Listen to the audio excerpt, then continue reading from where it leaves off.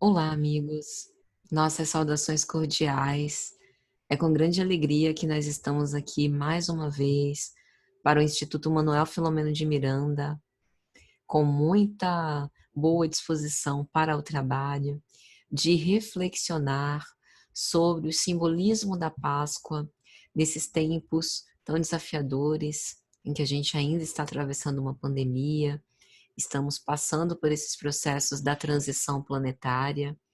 Então, com o objetivo de reflexionarmos sobre o significado especial desta data, de acordo com o Evangelho, com os nossos conhecimentos espíritas, vamos fazer uma modesta abordagem.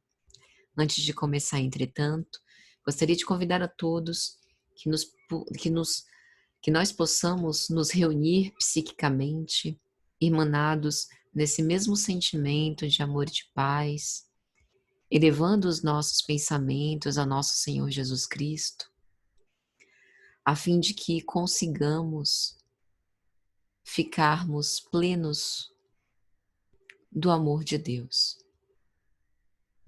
respirando esse clima diferente que a lembrança do Cristo nos traz para reavaliar a nossa caminhada e para que nós possamos sermos servos leais e aprendizes do Evangelho. Senhor Jesus, inspira-nos e protege-nos a fazer sempre o bem. Abençoa os nossos bons propósitos de reflexionar sobre esses ensinamentos de elevado teor moral, para que possamos também colocá-los em prática para a nossa própria evolução. Que o Senhor nos abençoe, nos ilumine e nos proteja a todos. Que assim seja. Então, gente, vamos começar fazendo algumas observações com respeito à Páscoa na obra Vivendo com Jesus, pelo Espírito Amélia Rodrigues, no capítulo de número 15, Corpo e Sangue. Há uma parte muito especial em que ela vai dizer: eram os dias da Páscoa, das festas que se vestiriam de tragédia. Ninguém poderia imaginar o desfecho da saga espetacular. Somente ele o sabia. Então vamos falar um pouco sobre os simbolismos da Páscoa e o próprio Espiritismo. Quando nós vamos analisar etimologicamente a palavra Páscoa, nós observamos a origem em dois vocábulos hebraicos. O primeiro, decorrido de passar, derivado de passar, passar por cima. A gente tem uma referência disso em Êxodo, capítulo 23, versículos 14 e 17. E outra raiz do verbo pesach, que significa pascha em grego, ou passagem, né? Na verdade, o substantivo passagem, porta, lugar por onde a gente atravessa. E a Páscoa, como nós sabemos, trata-se de uma festa religiosa que é tradicionalmente comemorada e celebrada por judeus e também por católicos, tanto nas igrejas romanas e ortodoxas, cujo significado para esses grupos é distinto. Então vamos primeiro analisar o significado no judaísmo.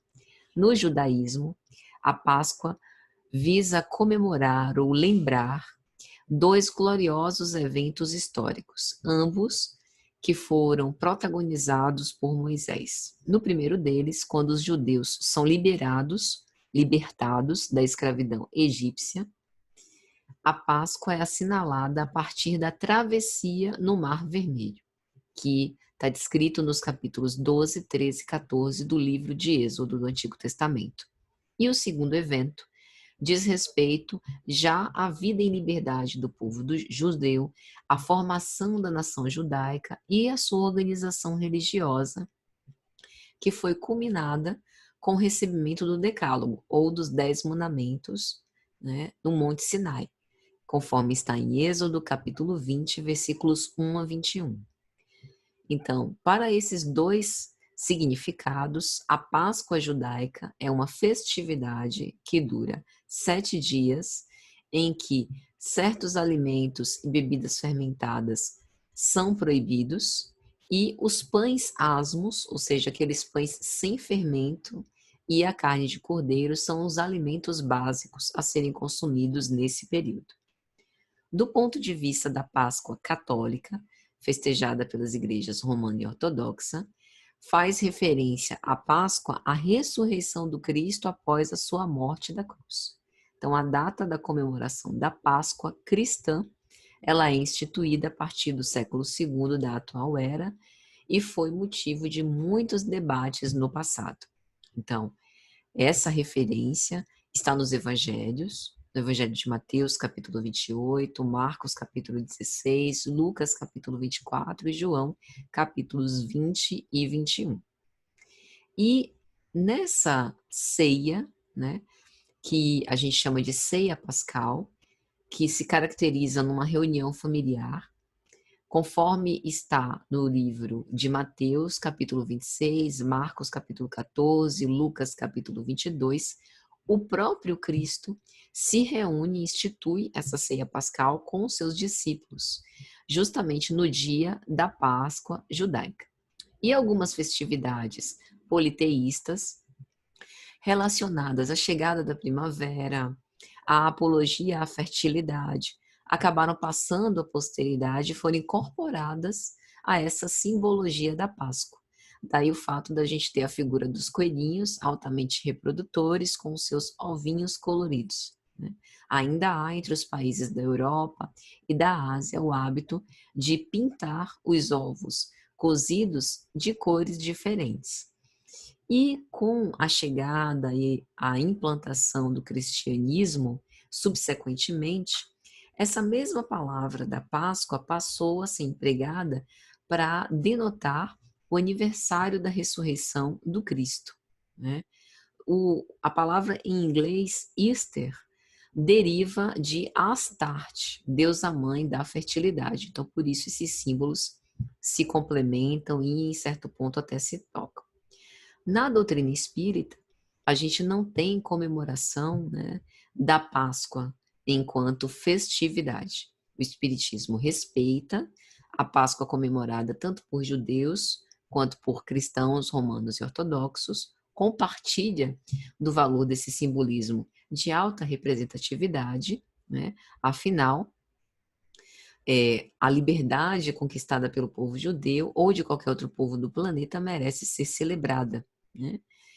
E a grande questão é que os espíritas procuramos comemorar a Páscoa não apenas no dia designado no calendário, mas todos os dias da existência, como a traduzir o nosso esforço permanente de vivenciar a mensagem de Jesus, de praticar o evangelho nas nossas vidas, tendo a certeza de que um dia nós também vamos testemunhar aquilo que o apóstolo Paulo dizia: não sou mais eu quem vivo, mas o Cristo que vive em mim, né? Conforme ele disse na sua epístola aos Gálatas, capítulo 2.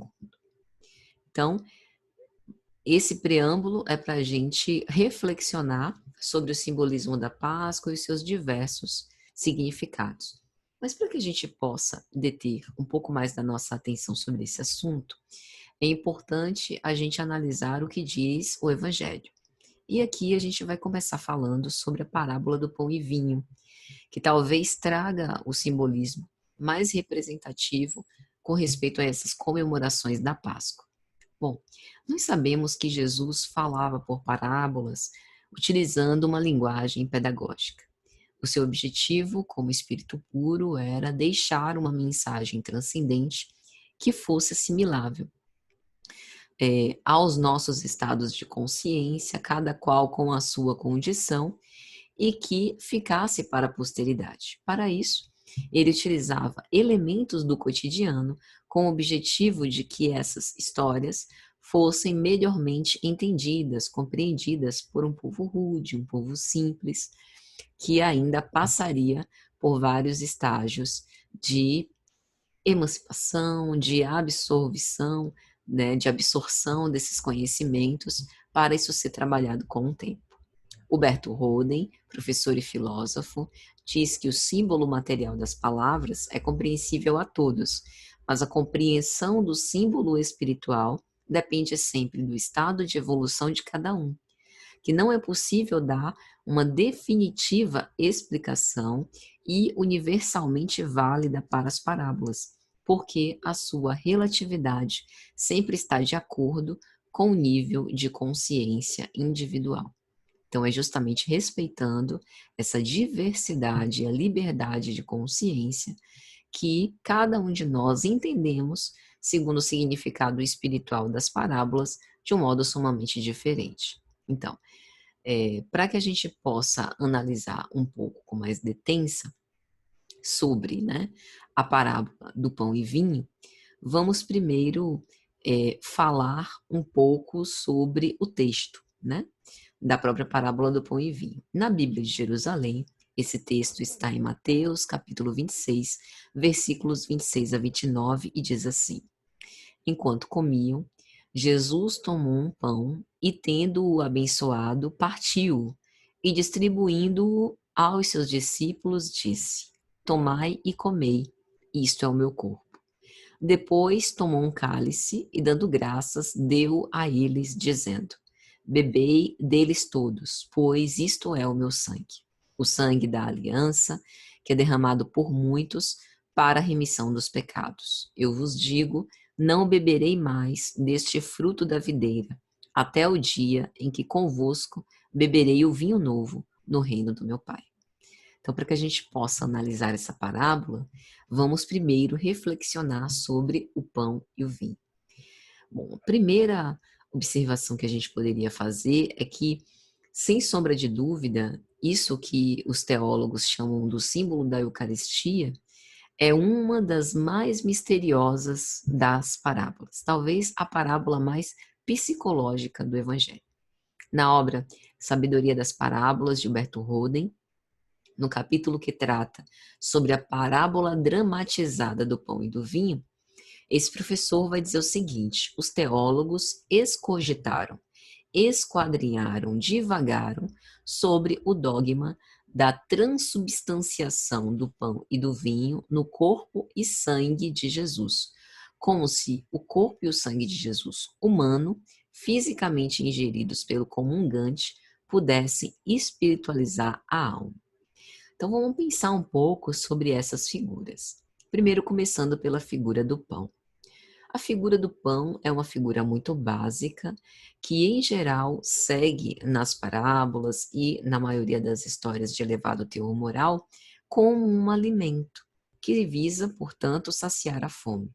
É um recurso acessível à maioria, grosso modo, né, genericamente falando.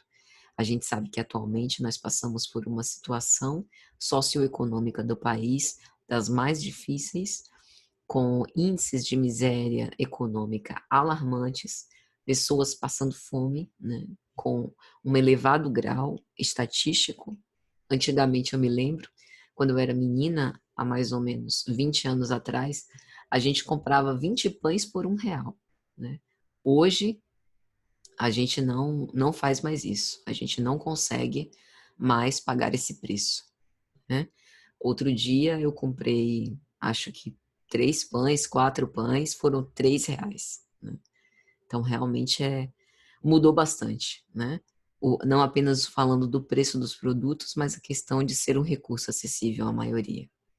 Mas voltando à figura da parábola, o pão a gente come, então nós atravessamos, né, pela boca, as glândulas salivares ajudam nesse começo, né, de apropriação, de quebra dos alimentos, a própria mastigação, a gente engole no estômago, o estômago, este órgão, vai fazer a digestão desse alimento, ou seja, quebrar as moléculas com o objetivo de extrair daí a energia do alimento e absorver esses nutrientes. Então, esse é o símbolo material do pão. Na parábola, nós observamos que há um símbolo espiritual do próprio Cristo oferecendo o seu corpo, que não necessariamente é o corpo físico, né? Ou seja, não é nenhuma apologia a, a uma experiência de canibalismo, mas ele se coloca como pão da vida. A mensagem que ele traz é uma mensagem de alimento, é uma mensagem que alimenta, né? que aplaca a fome. Em João, capítulo 6, versículos 33 a 35, é o Cristo quem vai dizer: porque o pão de Deus é aquele que desce do céu e dá vida ao mundo. Eu sou o pão da vida. Aquele que vem a mim não terá fome, e quem crê em mim nunca terá sede. Então, como Jesus espiritualizava esses símbolos, bem se vê que ele não falava do corpo material, mas desse corpo espiritual, né, em que, como diz o apóstolo Paulo, todos nós somos membros do corpo do Cristo. Esse corpo de fraternidade, de amor, de caridade, de beneficência, de piedade, de solidariedade, em que todos nós estamos sendo convocados, né, para nos unirmos, para nos ajudar. A figura do vinho é muito interessante, porque o vinho é fruto da videira, ou parreira, né, que dá as uvas, e mais uma vez a gente tem um símbolo espiritualizado, porque em João capítulo 15, versículos 1 a 5, Jesus vai dizer: eu sou a videira, vós os ramos. Quem permanece em mim e eu nele, esse dá muitos frutos, porque sem mim nada podeis fazer. Então aqui a gente tem mais uma manifestação do Cristo, espiritualizando esses símbolos, se colocando como videira e nós como os ramos dessa árvore frutífera, né, que sempre dá bons frutos. Então, essa noção de ramo pertencente a uma árvore nos dá uma noção de coletividade, uma noção de pluralidade, né, de frutificar. E isso também nos lembra da cepa da videira. A gente tem em O Livro dos Espíritos, na seção de prolegômenos, uma manifestação dos espíritos que ajudavam Kardec na codificação, em que ele vai dizer, e que eles vão dizer, né? Coloca na cabeça do livro a cepa divinha que te desenhamos, porque ela é o emblema do trabalho do Criador. E, de fato, nas edições, pelo menos dessa edição, da editora Ide, nós temos aqui, ó, bem no início, bem na capa de O Livro dos Espíritos, a cepa da vinha, né? Que foi colocada por ser o emblema do trabalho do Criador. Todos os princípios materiais que podem melhor representar o corpo e o espírito, nela se encontram reunidos. O corpo é a cepa, o espírito é o licor, a alma ou espírito unido à matéria é o grão, cada grãozinho de uva. O homem quintessencia o espírito pelo trabalho, e tu sabes que não é senão pelo trabalho do corpo que o espírito adquire conhecimentos. Então, isso é muito importante porque nós estamos fazendo, né, de acordo com essa interpretação, com a presença do vinho, uma alusão ao trabalho, que é preciso extrair o suco para produzir o vinho, né? O vinho é algo que é proveniente do que está dentro, que é a essência do fruto. Então, na parábola do pão e vinho, a gente tem os símbolos do que nos alimenta e do que nos dessedenta, e daquilo que precisa ser digerido, que precisa ser transformado, que precisa ser trabalhado para vir a efeito. Jesus profere a parábola do pão e vinho num momento muito especial. Era o final da Santa Ceia, após o sermão do cenáculo, e naquela época, é importante a gente dizer que para os judeus comer e beber à mesa representava intimidade, então essa é caracterizada uma eucaristia ou uma ação de graças. E o sacrifício do corpo e sangue do Senhor Jesus para a remissão dos pecados nos lembra essa oportunidade de autorredenção. É como se nós estivéssemos sendo convidados a comungar com Jesus com o objetivo de reflexionarmos sobre a sua mensagem, vivermos a sua mensagem com base no próprio trabalho íntimo que precisamos empreender, no nosso próprio esforço e sacrifício material e moral, né? Esse sacrifício moral, sem sombra de dúvida, pressupõe nós reavaliarmos os nossos pensamentos, as nossas intenções, as nossas palavras, as nossas condutas como a melhor forma para adorar a Deus. Inclusive, sobre isso, tem uma mensagem muito interessante em O Evangelho segundo o Espiritismo, no capítulo 17, Sede perfeitos, item 11, Cuidar do corpo e do espírito, em que vai ter o seguinte: não castigueis seu corpo pelas faltas que o vosso livre-arbítrio o fez cometer, e pelas quais ele é tão responsável como o cavalo mal dirigido pelos acidentes que causa. A perfeição está inteiramente nas reformas a que submeterdes o vosso espírito. Dobrai-o, subjugai-o, humilhai-o, mortificai-o. Esse é o meio de tornar mais dócil a vontade de Deus e o único que conduz à perfeição. Ou seja, nós precisamos submeter o nosso espírito à aceitação, à coragem, à resignação, à obediência. Essa humilhação do espírito diz respeito a sobrepor, né, os nossos valores ao orgulho que a gente ainda sustenta, a vaidade que a gente demonstra, né? Isso é uma sensação de morrer, né? Quando a gente, por exemplo, é convidado a renunciar, nossa, é uma sensação muito dolorosa para a grande maioria de nós. Se a gente for esperar começar a ensaiar os primeiros passos de renúncia, quando a gente se sentir bem com esse movimento, a gente não começa. Então, hoje, renunciar, por exemplo, eu tenho uma condição em que eu sou convocada para briga, né? Me chamam para briga, como a gente diz. E o fato de eu renunciar a essa convocação, de eu simplesmente manter-me em paz, manter minha serenidade, mesmo sendo provocada, mesmo sendo agredida, mesmo sendo difamada, é um ato de abnegação dos mais dolorosos e sacrificiais. Quando nós estamos dialogando com alguém, normalmente a gente não tem paciência para escutar o outro. A gente ouve o outro já pensando na resposta. Então, isso não é uma escuta ampliada, né? Uma escuta isenta. Isso já é uma escuta turbilhonada, em que eu estou de corpo presente, ouvindo, né, com os ouvidos, mas na verdade não absorvo.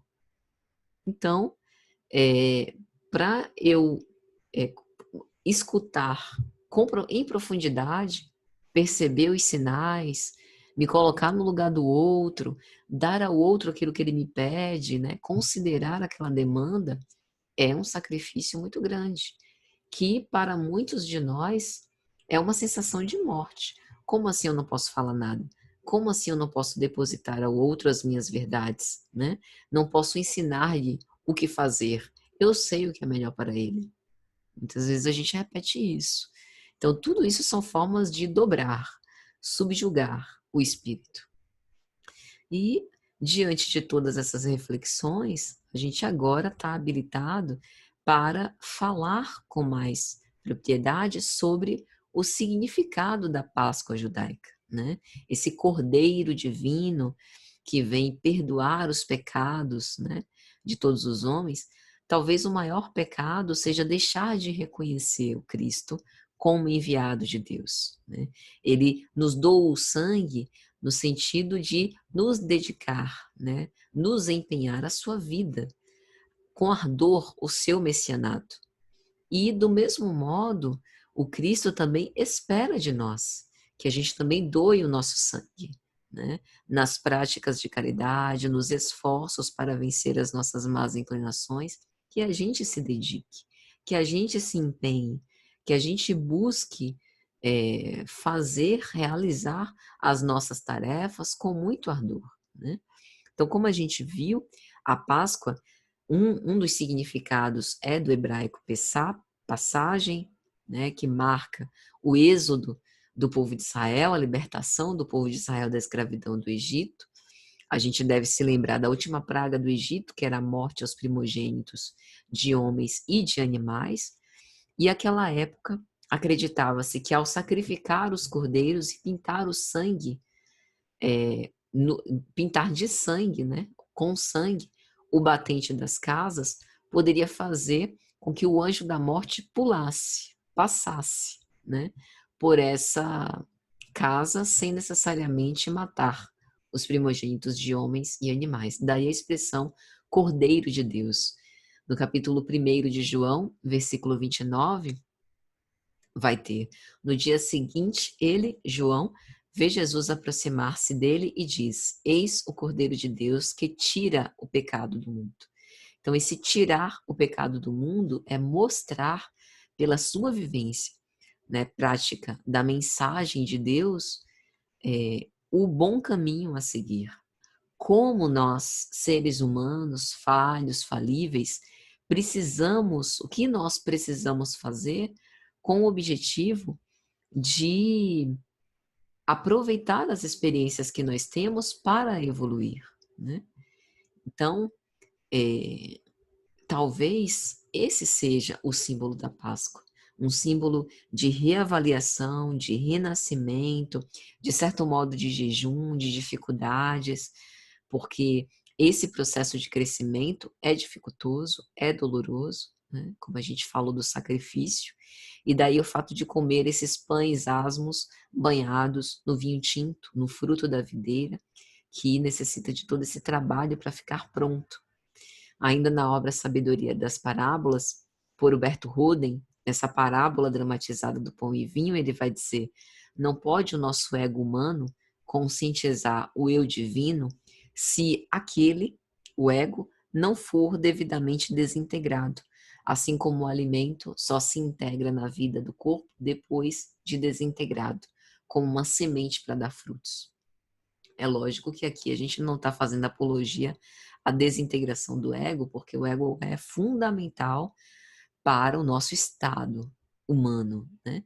O ego, ele tem, segundo estudado pela própria psicanálise, é uma instância psíquica que é fundamental para ser esse mediador, né, da consciência entre as nossas pulsões internas e aquilo que acontece na nossa realidade externa.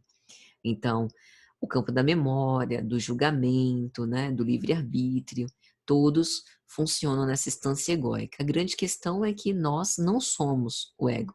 Nós somos seres espirituais que temos essa instância psíquica nesse momento, com essa personalidade, internados no corpo físico, mas somos seres espirituais e, portanto, um eu divino que precisa se apropriar das suas responsabilidades, das suas missões, dos seus desafios, e que para isso a gente vai precisar deixar cair esses maus pendores, essas más paixões que a gente normalmente alimenta com muita veemência, como o orgulho, a vaidade, o ressentimento, o melindre, o egoísmo, o individualismo, dentre tantos outros agentes perniciosos.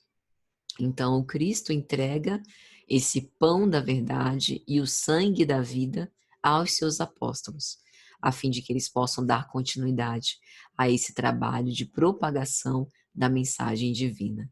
Só que muitos de nós ficamos demasiadamente impressionados com a crucificação e não com todo esse movimento do apostolado.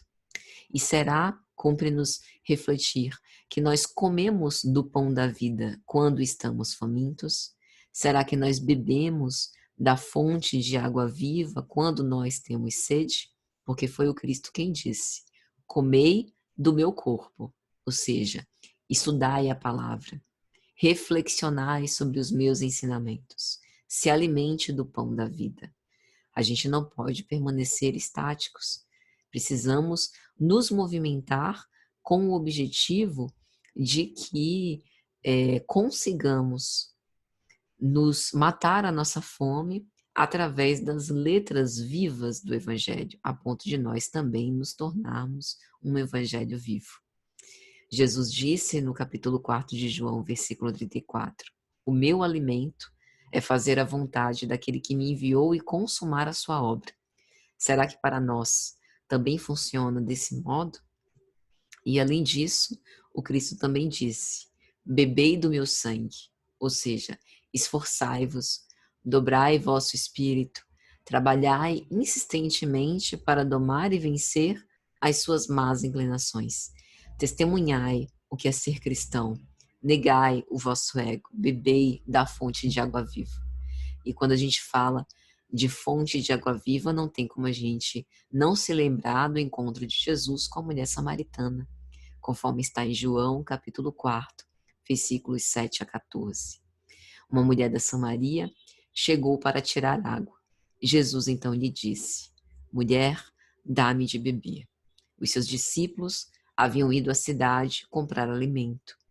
Diz-lhe então a samaritana: Como tu, sendo judeu, me pedes de beber, a mim que sou samaritana?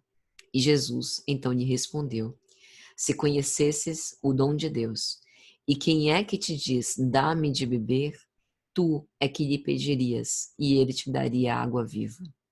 Aquele que bebe desta água terá sede novamente. Mas quem beber da água que dar-lhe-ei, nunca mais terá sede, pois a água que eu lhe der tornar-se-á nele fonte de água jorrando para a vida eterna.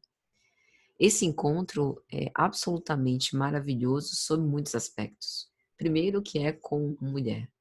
E Jesus, como nenhum outro, dignificou a figura feminina, né?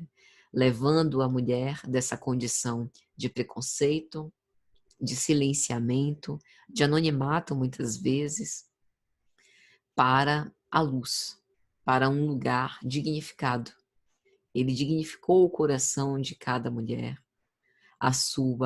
o seu protagonismo, a sua autonomia e, sobretudo, a sua condição espiritual, né?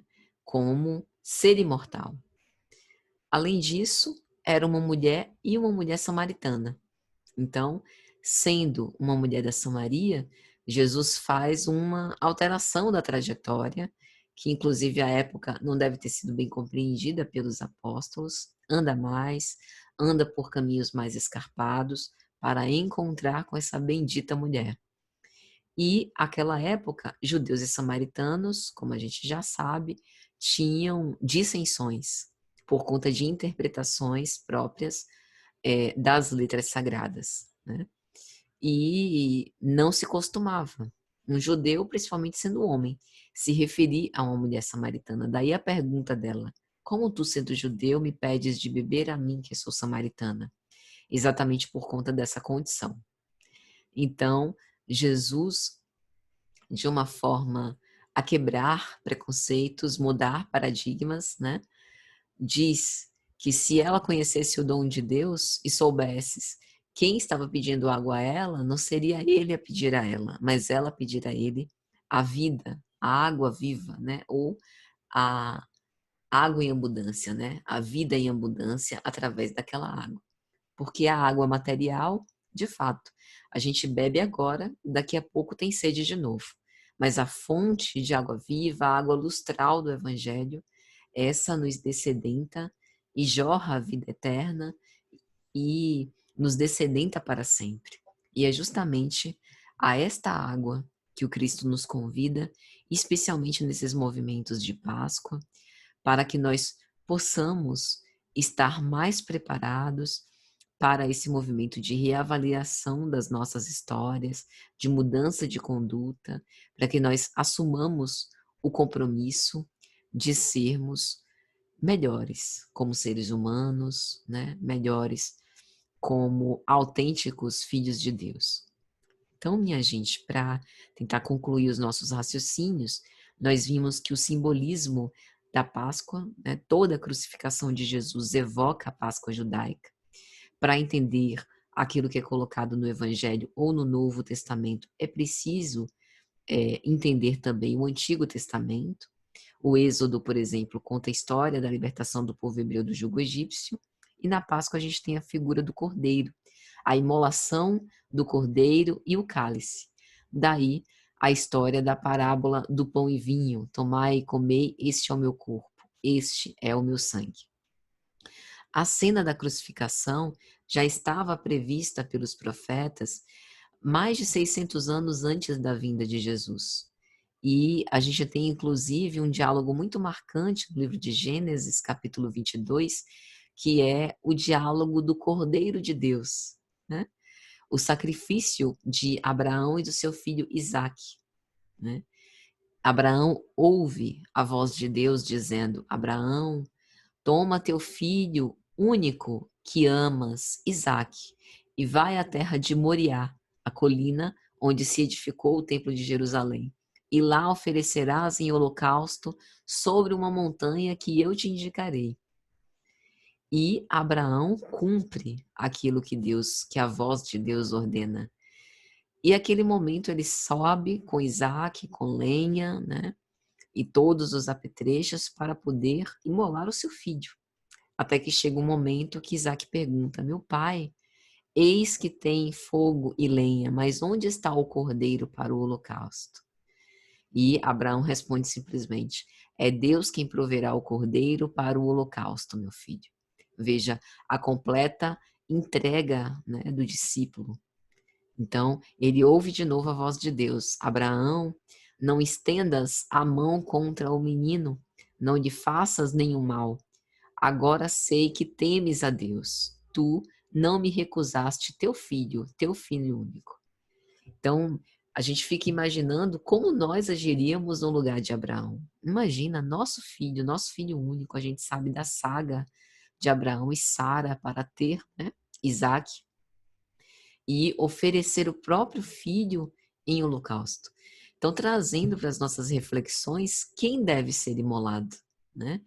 Se o Cordeiro Divino, o Cordeiro Puro, vem para ser sacrificado, o seu sangue puro derramado, lavando os nossos pecados, todos nós precisamos também nos imolar, mas não de uma forma física, literal. Enquanto espírito, dobrar o nosso espírito, submeter o nosso orgulho e o nosso egoísmo, né? Então, Deus oferece um cordeiro no lugar, justamente para mostrar que para a humanidade, que embora nós possamos cometer erros, embora exista a lei de causa e efeito, há forças superiores que acabam fazendo com que os nossos pecados possam ser perdoados de outro modo. A força do amor, do sacrifício, da abnegação. Com o Cristo se abrem, portanto, esses novos caminhos de redenção. Abriu-se ao olhar do Cristo o futuro da terra. E com a sua crucificação, infelizmente, nós atrasamos a evolução do homem. Nós que deveríamos lamentar, mas coletivamente ainda não tínhamos essa capacidade de compreender, né? As mulheres piedosas de Jerusalém, por exemplo, tinham essa sensibilidade, que eram aquelas que preparavam bebidas sedativas para levar aos condenados. E o Cristo se direciona a elas e diz: filhas de Jerusalém, não choreis por mim, chorai antes por vós mesmas e por vossos filhos, pois eis que virão dias em que se dirá: felizes as estéreis, as estranhas que não conceberam, os seios que não amamentaram. E então começarão a dizer às montanhas: caí sobre nós, e as colinas: cobri-nos, porque se assim fazem com um lenho verde, o que acontecerá com o seco? Conforme está no capítulo 23 de Lucas. O que Jesus poderia querer dizer com essas ideias, né? Especulamos. Será que ele está fazendo uma denúncia para que as mulheres não engravidassem contra a maternidade? Isso não se coaduna com a mensagem cristã. Jesus está dizendo que como os homens foram cruéis o suficiente para atear fogo no lenho verde, esse lenho cheio de seiva, né? Esse lenho cheio de ensinamentos louváveis, o que mais os homens não farão conosco? Pobres criaturas humanas, seres imperfeitos, seres falhos. Então haveria um momento que nós lamentaríamos da procriação, de ter filhos, de amamentar, por conta do crescimento da iniquidade. É por isso que a gente deve lamentar, chorar por isso, né? Por essa configuração, por essa condição. Mas o que nós podemos fazer é amar muito, amar com todas as potências da nossa alma, né? De modo que o fato, né, de ser coberto pelas colinas, né, ou os montes desmoronarem sobre as cabeças é justamente o símbolo da vergonha, né? De não ter amado o suficiente ou bastante, não ter perseverado até o final. E, para concluir, meus amigos, em Mateus capítulo 13, versículos de 10 a 12, a gente vai ter: ao que tem, se lhe dará, e terá em abundância. Mas ao que não tem, até o que tem, isso lhe será tirado. Por isto é que eu lhe falo em parábolas, porque eles vendo não veem, e ouvindo não ouvem, nem entendem. Que nós então possamos guardar na profundidade das nossas almas todos esses simbolismos que falamos sobre a Páscoa, sobre a imolação, sobre a renúncia, sobre essa condição da gente se ausentar um pouco dos nossos caprichos, das nossas verdades, com o objetivo de que possamos olhar o outro e ampará-lo, né? Por conta desses momentos difíceis que estamos vivendo. Tem uma obra de Martins Peralva, Estudando o Evangelho, e no capítulo 36 tem uma mensagem muito especial que diz: eclipse não. E o autor vai dizer o seguinte: a nosso ver, e tendo cuidado de realçar a inabordabilidade do Cristo, o cálice que o Cristo preferia não fosse dado a beber, não foi o do temor, foi o da compaixão, não foi o do medo, foi o da piedade.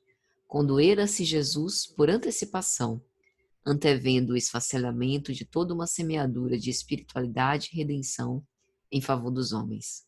Aqui ele se refere àquele momento crítico em que Jesus se aproxima do momento do seu martírio e ele roga ao Pai: Pai, afasta de mim este cálice, né? Mas se for da sua vontade, que assim se cumpra. Então, nesse sentido, Martins Peralva vai dizer com muita sabedoria que por mais que nós saibamos, né, que as interpretações sobre o que o Cristo disse, o que o Cristo fez, são inabordáveis, as nossas especulações levam a isso, né? Então, capítulo 26, versículo 39 de Mateus: meu Pai, se possível, afasta de mim este cálice, todavia não seja como eu quero, e sim como tu queres. Então, é o que Martins Peralva vai defender. Não havia temor, não havia medo, havia piedade, havia compaixão. Jesus se condoera por antecipação, por perceber a crucificação, mas não temendo pela própria integridade, pela vida física, temendo pelo esfacelar da oportunidade, né, por parte dos homens. Então ele vai dizer ainda, Martins Peralva: a humanidade caminhava na direção do abismo e Cristo pressentia e lastimava, preferindo que não acontecesse. A humanidade era bem o filho negligente, teimoso, que ouvira as lições, mas não lhes assimilara o conteúdo. Eclipse do Mestre, nunca. O Cristo foi, é e continuará sendo um sol sem eclipses, um sol total, que irradia essas bênçãos de paz, de amor, de serenidade, de piedade, de força, de esperança para todos nós, a fim de que possamos preservar o otimismo e sermos cada vez melhores. Então, meus amigos, é mais ou menos isso. Na esperança que tenha sido de alguma sorte útil, que tenha sido uma mensagem clara, uma mensagem leve, uma mensagem consoladora, confortadora. Os nossos votos de muita paz e uma boa Páscoa a todos. Para finalizar, vamos fazer a nossa prece para agradecer. Mestre Divino, Pai de misericórdia e amor, nós te agradecemos por tudo que criastes. Nós te agradecemos por essa oportunidade imperdível de colocar em prática o teu Evangelho, de reflexionar sobre as tuas mensagens. Inspira-nos para que esses dias que se aproximam da Páscoa sejam para nós dias significativos, para que possamos reavaliar as nossas posturas e mudar as nossas rotas. Que Deus nos abençoe, nos proteja e nos ilumine sempre. Que assim seja. Um grande abraço, gente. Até a próxima, se Deus assim permitir. Tchau, tchau.